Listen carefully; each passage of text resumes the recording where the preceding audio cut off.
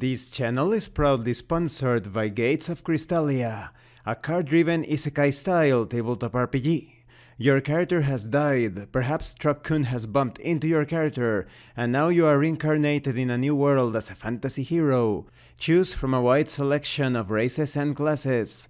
Wield powerful weapons. Cast astonishing spells. You will find a link to the late pledge Kickstarter in the description and in the pinned comment.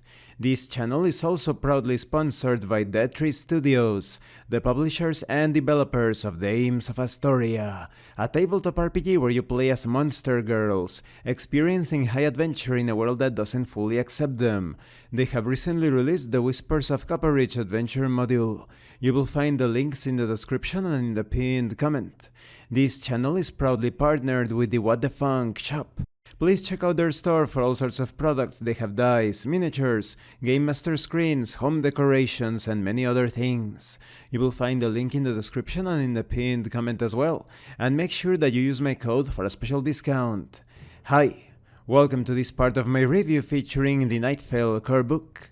If you haven't seen the other parts of my review, featuring this dark fantasy setting for Dungeons & Dragons 5th edition, where the sun has been murdered and darkness is choking the land, please check out the playlist in the description below. This time we are going to talk about grim weapons.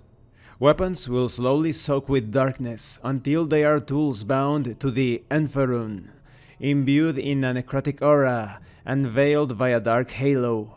Those who wield a grim weapon assert that it almost has a will of its own, craving vileness and exuding animosity towards its wielder. The weapon delivering the fatal blow to a creature from Enferun, or one connected to it, absorbs the vile essence of that realm. Whenever a weapon deals the killing blow to an aberration, a fiend, or an undead, it gains 1 grim point. Each weapon withstands a different amount of grim points, namely the grim threshold, before turning into a grim weapon.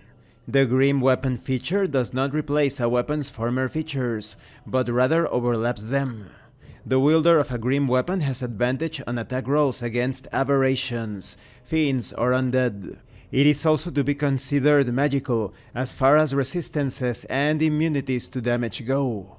The wielder of a grim weapon is obsessed with it, and will never willingly give it up. It symbolizes the many battles fought against horrid and deadly creatures. It is both a point of pride and a charm to soothe the terror felt during said battles. The character has advantage on intimidation checks whenever they touch their grim weapon, and imposing their will on mortals through its ominous feel. Even so, it takes a terrible toll on the soul. Carrying a grim weapon decreases the wielder's maximum soul points by an amount equal to the weapon's grim threshold. Therefore, only the foolish gather more than 1 or 2 grim weapons if they have not the required spiritual fortitude. Any failed attack roll with the weapon entails the loss of 1 soul point.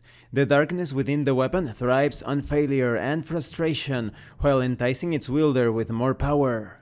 A natural 1 on an attack roll is particularly malicious. The character makes a wisdom saving throw to avoid 1 random soul affliction.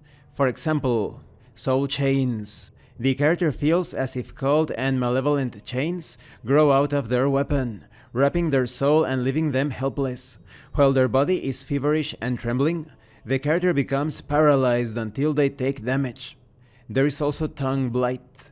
Darkness seeps into the character's mouth, making their tongue black, sharp, and putrescent, and any of their words unintelligible to anyone apart from possessed ones and incubi. And these are just a couple of examples. A weapon that has not yet reached its grim threshold, but acquired some grim points, can be cleansed with a vial of holy water. The water evaporates at first contact in a black fume, vaguely smelling of mint and lemon. The weapon loses half of its grim points, minimum of 1, rounded up. A fully corrupted grim weapon instead can only be cleansed with a vial of lunar elixir, also known as moon water. Drenched in it, a grim weapon turns back into a normal weapon and without grim points. As an alternative, lunar elixir can be used while forging the weapon to double its grim threshold. And of course you have information on how to create a lunar elixir in this section. This concludes this part of the review. In the next part, we are going to talk about the moon. When it comes to these grim weapons, it truly feels as if they are cursed because their advantages are not that significant, and the drawbacks are potentially terrible. Thank you for watching this part of the review. Don't forget to leave a like, a comment and subscribe. And thank you so much to those of you that are going the extra mile to support the channel. If anyone else wishes to further support the channel, consider joining as a member or using the super thanks button. You can also check out the information in the description and in the pinned comment. This has been your host, Abraham L. Jaguar, a professional game master. And remember, in tabletop RPGs, you are not telling stories about your characters, you are experiencing the game world as your characters.